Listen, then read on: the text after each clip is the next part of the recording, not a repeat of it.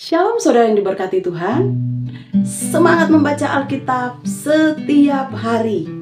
Selamat datang di program Membaca Alkitab Satu Hari Satu Pasal. Sebuah program di mana semua saudara yang rindu untuk membaca Alkitab setiap hari bisa bergabung bersama-sama di sini, dan kami sama-sama akan membaca, kita semua membaca Alkitab Satu Hari Satu Pasal. Dan program ini berlangsung setiap hari. Puji nama Tuhan saudara. Jika saudara sudah bergabung, mari kita siapkan hati kita sebelum kita membaca Alkitab di hari ini, di mana hari ini kita sudah masuk di kitab Kejadian pasalnya yang ke-37. Mari kita persiapkan hati kita memuji Tuhan dan kita berdoa mohon tuntunan Roh Kudus sebelum kita membuka Alkitab. Indahnya saat yang teduh menghadap Bapa-Ku, ku naikkan doa padanya sehingga hatiku lega. Di waktu bimbang dan gentar, jiwaku aman dan segar, ku bebas dari seteru di dalam salam yang teduh.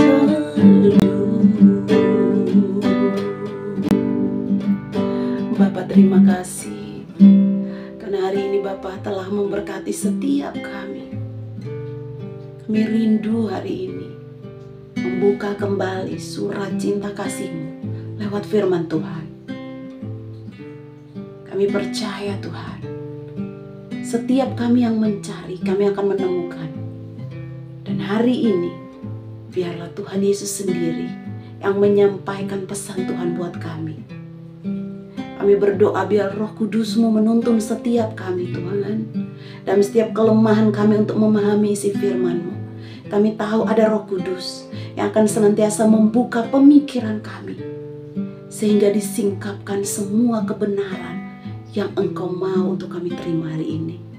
Terima kasih Tuhan Yesus. Terima kasih Roh Kudus. Memberkati setiap umat-Mu yang membaca bahkan mendengar firman-Mu.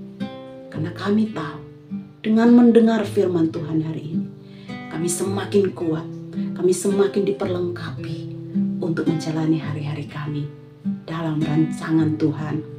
Terima kasih Bapa. Kami siap mendengar suara-Mu, kami siap membaca firman-Mu. Di dalam nama Yesus, haleluya, amin. Puji nama Tuhan, saudara-saudara yang sudah mempersiapkan Alkitab masing-masing. Mari saya undang kita semua untuk buka Alkitab kita. Kita sudah masuk di Kejadian pasalnya yang ke-37. Dan puji Tuhan, hari ini saya sendiri bersemangat saudara, karena hari ini kita akan membaca cerita tentang Yusuf. Tentu saudara semua tahu cerita tentang Yusuf, tetapi mari sama-sama berbeda karena kita akan baca bersama-sama. Buka Alkitab saudara, dan buat saudara yang belum bisa membaca Alkitab, saudara bisa mendengarkan firman Tuhan siang hari ini untuk saudara. Yusuf dan saudara-saudaranya. Kejadian pasal 37 ayat 1 hingga ayatnya yang ke-36. Adapun Yakub, ia diam di negeri penumpangan ayahnya, yakni di tanah Kanaan. Inilah riwayat keturunan Yakub. Yusuf tatkala berumur 17 tahun, jadi masih muda, biasa menggembalakan kambing domba bersama-sama dengan saudara-saudaranya, anak-anak Bilha dan Silpah, kedua istri ayahnya. Dan Yusuf menyampaikan kepada ayahnya kabar tentang kejahatan saudara-saudaranya. Israel lebih mengasihi Yusuf dari semua anaknya yang lain, sebab Yusuf itulah anaknya yang lahir pada masa tuanya. Dan ia menyuruh membuat jubah yang maha indah bagi dia. Setelah dilihat oleh saudara-saudaranya bahwa ayahnya lebih mengasihi Yusuf dari semua saudaranya, maka bencilah mereka itu kepadanya dan tidak mau menyapanya dengan ramah. Pada suatu kali bermimpilah Yusuf. Lalu mimpinya itu diceritakannya kepada saudara-saudaranya. Sebab itulah mereka lebih benci lagi kepadanya. Karena katanya kepada mereka, "Coba dengarkan mimpi yang kumimpikan ini. Tampaklah kita sedang di ladang mengikat berkas-berkas gandum, lalu bangkitlah berkasku dan tegak berdiri. Kemudian datanglah berkas-berkas kamu sekalian, mengelilingi dan sujud menyembah kepada berkasku itu." Lalu saudara-saudaranya berkata kepadanya, "Apakah engkau ingin menjadi raja atas kami? Apakah engkau ingin berkuasa atas kami?" Jadi makin bencilah mereka kepadanya karena mimpinya dan karena perkataannya itu. Lalu ia memimpikan pula mimpi yang lain yang diceritakannya kepada saudara-saudaranya. Katanya, "Aku bermimpi pula, tampak matahari, bulan, dan 11 bintang sujud menyembah kepadaku." Setelah hal itu diceritakannya kepada ayah dan saudara-saudaranya, maka ia ditegur oleh ayahnya. "Mimpi apa mimpimu itu? Masakan aku dan ibumu serta saudara-saudaramu sujud menyembah kepadamu sampai ke tanah?" Maka iri hatilah saudara-saudaranya kepadanya, tetapi ayahnya menyimpan hal itu di dalam hatinya. Perikop selanjutnya, Yusuf dijual ke tanah Mesir. Ayat 12. Pada suatu kali pergilah saudara-saudaranya menggembalakan kambing domba ayahnya dekat Sikem. Lalu Israel berkata kepada Yusuf, "Bukankah saudara-saudaramu menggembalakan kambing domba dekat Sikem? Marilah engkau kusuruh kepada mereka." Sahut Yusuf, "Ya Bapa." Kata Israel kepadanya, "Pergilah engkau melihat apakah baik keadaan saudara-saudaramu dan keadaan kambing domba, dan bawalah kabar tentang itu kepadaku." Lalu Yakub menyuruh dia dari lembah Hebron, dan Yusuf pun sampailah ke Sikhem. Ketika Yusuf berjalan ke sana kemari di padang, bertemulah ia dengan seorang laki-laki yang bertanya kepadanya, "Apakah yang kau cari?" Sahutnya, "Aku mencari saudara-saudaraku. Tolonglah katakan kepadaku, di mana mereka menggembalakan kambing domba." Lalu kata orang itu, "Mereka telah berangkat dari sini, sebab telah kudengar mereka berkata, 'Marilah kita pergi ke Dotan.'" Maka Yusuf menyusul saudara-saudaranya itu dan didapatinya lah mereka di Dotan. Dari jauh ia telah kelihatan kepada mereka, tetapi sebelum ia dekat pada mereka, mereka telah bermufakat mencari daya upaya untuk membunuhnya. Kata mereka kepada yang lain, "Lihat, tukang mimpi kita itu datang. Sekarang marilah kita bunuh dia dan kita lemparkan ke dalam salah satu sumur ini. Lalu kita katakan, seekor binatang buas telah menerkamnya, dan kita akan lihat nanti bagaimana jadinya mimpinya itu." Ketika Ruben mendengar hal itu, ia ingin melepaskan Yusuf dari tangan mereka. Sebab itu katanya, "Janganlah kita bunuh dia." Lagi kata Ruben kepada mereka, "Janganlah tumpahkan darah. Lemparkanlah dia ke dalam sumur yang ada di padang gurun ini, tetapi janganlah apa-apakan dia." Maksudnya hendak melepaskan Yusuf dari tangan mereka dan membawanya kembali kepada ayahnya.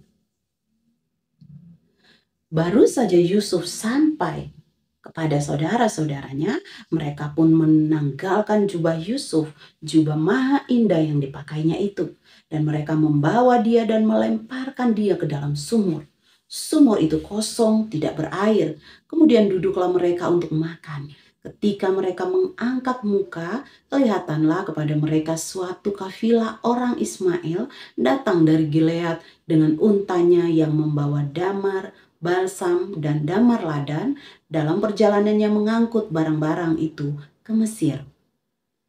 Lalu kata Yehuda kepada saudara-saudaranya itu, apakah untungnya kalau kita membunuh adik kita itu dan menyembunyikan darahnya? Marilah kita jual dia kepada orang Ismail ini. Tetapi janganlah kita apa-apakan dia, karena ia saudara kita, darah daging kita. Dan saudara-saudaranya mendengarkan perkataannya itu. Ketika ada saudagar-saudagar Midian lewat, Yusuf diangkat ke atas dalam sumur itu, kemudian dijual kepada orang Ismail itu dengan harga 20 shikal perak. Lalu Yusuf dibawa mereka ke Mesir. Ketika Ruben kembali ke sumur itu, ternyata Yusuf tidak ada lagi di dalamnya. Lalu dikoyakannya lah bajunya, dan kembalilah ia kepada saudara-saudaranya, katanya, anak itu tidak ada lagi, kemanakah aku ini? Kemudian mereka mengambil jubah Yusuf dan menyembelih seekor kambing, lalu mencelupkan jubah itu ke dalam darahnya. Jubah maha indah itu mereka suruh antarkan kepada ayah mereka dengan pesan, ini kami dapati, silahkanlah Bapak periksa apakah jubah ini milik anak Bapak atau tidak.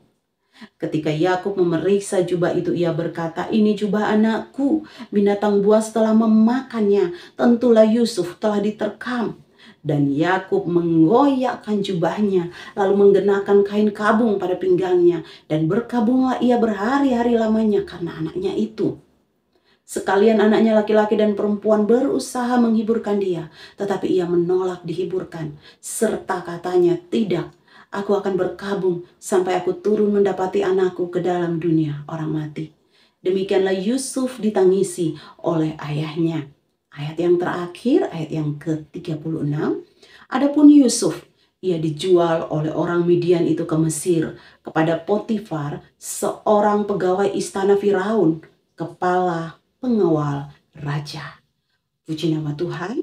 Demikian kita sudah membaca firman Tuhan hari ini. Alkitab kita di Kejadian 37. Ayat 1 hingga ayatnya yang ke-36.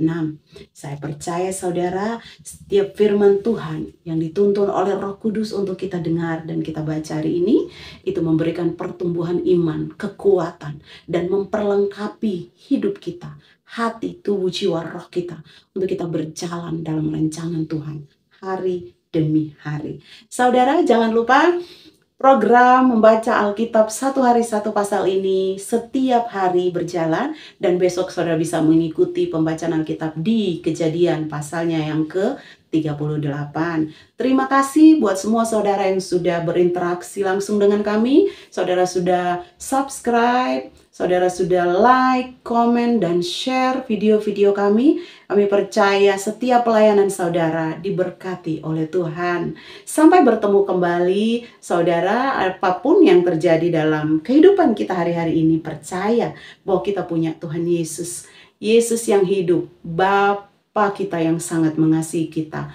Apapun yang kita alami, Tuhan sanggup membawa kita pada kemenangan yang luar biasa. Terpujilah nama Tuhan. Kemuliaan hanya bagi nama Yesus. Selamat menikmati hari yang diberkati Tuhan. Tuhan Yesus memberkati. Amin.